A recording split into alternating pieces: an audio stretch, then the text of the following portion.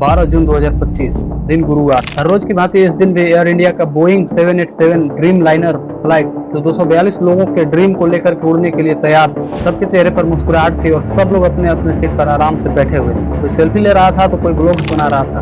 We are at the airport, just boarding. Goodbye, India. Goodbye. Thank and you. now a flight back to England.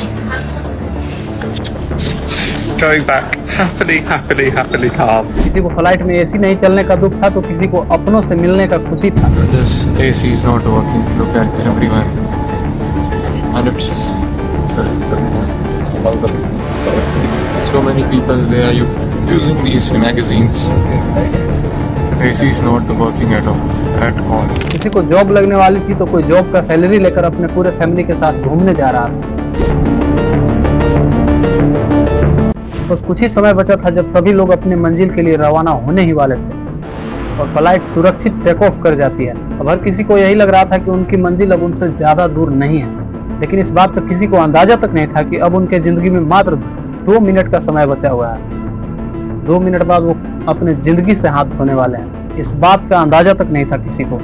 जैसे ही दोपहर 1:38 पर plane उड़ान भरता है और उड़ान भरने के बाद 400 फीट की ऊंचाई पर जाते जाते तक वो अपना सिग्नल खो देता है। दोनों इंजन भी काम करना बंद कर देती है। देखिए, बहुत रेयर केस में ऐसा होता है कि दोनों इंजन एक साथ काम करना बंद कर दे प्लेन का, क्योंकि आमतौर पर सुना जाता है कि एक इंजन काम करना बंद कर दे, और अगर एक इंजन काम करना बंद कर देता है फिर भी पायलट के पास इतना क्षमता होता है कि वो एक इंजन के सहारे प्लेन को सेफली लैंड करा देता है। लेकिन यहाँ पर ऊपर वाले को कुछ और ही मंजूर था और दोनों इंजन एक साथ फेल हो गए। जैसे ही दोनों इंजन एक साथ फेल हुए, फ्लाइट 400 फीट पर मिनट की रफ्तार से नीचे की ओर गिरने लगा। और इससे पहले कि पायलट और प्लेन में बैठे बाकी लोग कुछ सोच पाते और समझ पाते, कुछ एक्शन ले पाते, उससे पहले ही प्लेन एक बिल्डिंग से आकर के टकरा जाती है। जैसे ही बिल्डिंग से आकर के टकराती है, इतना जोर का धमाका होता है जैसे मानो कहीं न्यूक्लियर बॉम्ब फूटा। इतना जोर का धमाका होता है क्योंकि फ्लाइट में इतना ज्यादा फ्यूल भरा हुआ था, फुल था पूरा। 1,25,000 लीटर फ्यूल था। अगर 1 लीटर पेट्रोल फटता है तो कितना जोर का धमाका होता है आप महसूस किए होंगे या फिर कहीं देखे होंगे। और 1,25,000 लीटर फ्यूल, आग लगने के बाद कितना धमाका हुआ होगा आप अंदाजा तक नहीं लगा सकते। जो लोग सामने से देखे हैं उन्हीं को अंदाजा है कि कितना धमाका हुआ था, कितना जोरदार धमाका हुआ। धमाका होने के बाद सब धू धू करके जलने लगा और लोग जिंदा लाश बन करके रह गए। लोग चाहकर भी किसी की मदद नहीं कर पाते क्योंकि इतना जोर का धमाका हुआ था और ऐसे लोग जल रहे थे कि किसी को कुछ समझ नहीं आ रहा था कि क्या करें क्या ना करें। जहां 2 मिनट पहले सारे पैसेंजर सेल्फी ले रहे थे, ब्लॉग्स बना रहे थे और एयर कंडीशन को लेकर के, एसी को लेकर के झगड़े कर रहे थे, वहीं 2 मिनट बाद सारे के सारे जल करके राख हो गए, जिंदा जल के राख हो गए।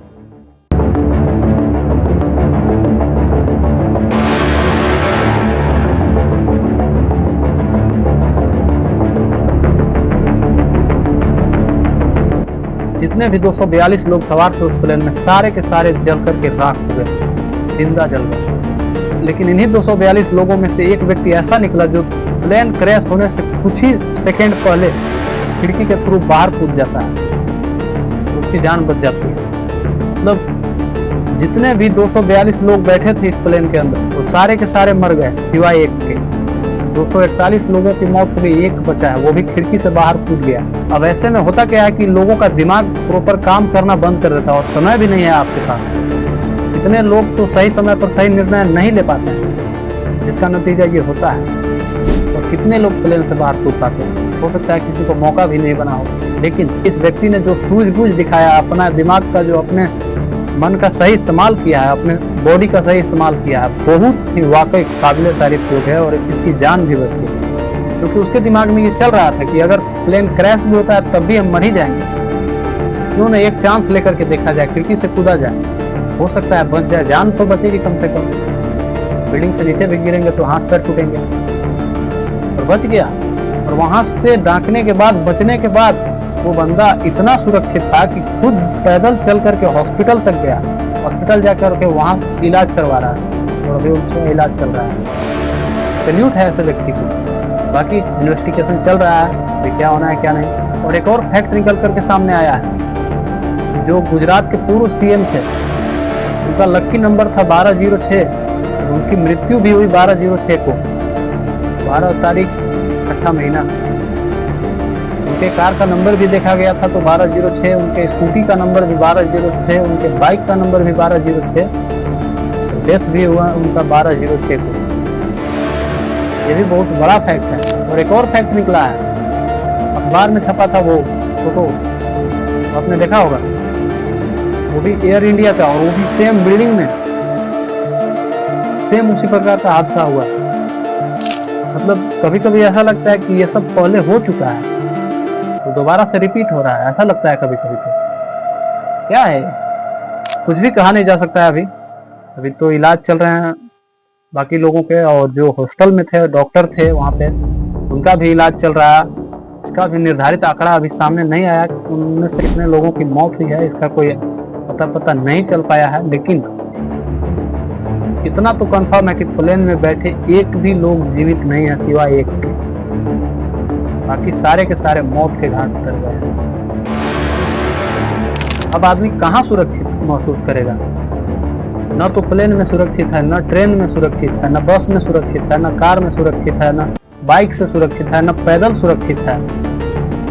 आदमी सुरक्षित है कहाँ? चले तो चले कैसे, जाए तो जाए कहाँ? जिंदगी जीना बहुत मुश्किल हो गया है पृथ्वी पे। कब कहाँ कैसे क्या हो जाए किसी को कुछ पता नहीं है। बाकी इन्वेस्टिगेशन चल रहा है अभी, दोनों ब्लैक बॉक्स मिल गए हैं, और बहुत अच्छी बात है कि ब्लैक बॉक्स मिल गया है। ब्लैक बॉक्स से तो जो मरे हुए लोग हैं उनको वापस नहीं लाया जा सकता है, लेकिन ये जरूर पता चल सकता है कि प्लेन क्रैश होने से पहले क्या दिक्कतें थी जो प्लेन के अंदर आई थी, या फिर दोनों पायलट्स के बीच में क्या चीज बातचीत हुए थे, क्या क्या बातचीत हुआ था, या फिर उनका क्या आखिरी संदेश रहा। ये सब कुछ उस ब्लैक बॉक्स में कैद हो गया है। तो ब्लैक बॉक्स का एक यही फायदा होता है कि सही समय पर सब कुछ पता चल जाने के बाद उस चीज में सुधार किया जा सकता है। क्या टेक्निकल इशू थी या फिर कोई और दिक्कत था, सारा का सारा पता चल जाएगा ब्लैक बॉक्स में, अगर कुछ भी हुआ होगा तो। क्योंकि दो ब्लैक बॉक्स होता है, ब्लैक बॉक्स दोनों में, एक पायलट्स के बीच में जो बातें होती है उसको रिकॉर्ड करता है, और एक इंजन में कोई परेशानी हो, कोई प्रॉब्लम हो, कोई खराबी होता है उसको रिकॉर्ड करता है, उसका डेटा एनालाइज करता है।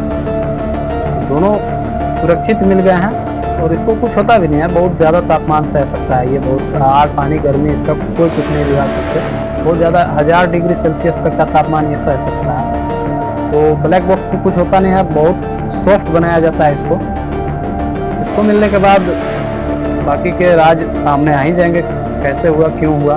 फिलहाल आज के लिए इतना ही, मिलते हैं किसी नेक्स्ट वीडियो के साथ, तब तक के लिए जय हिंद, वंदे मातरम।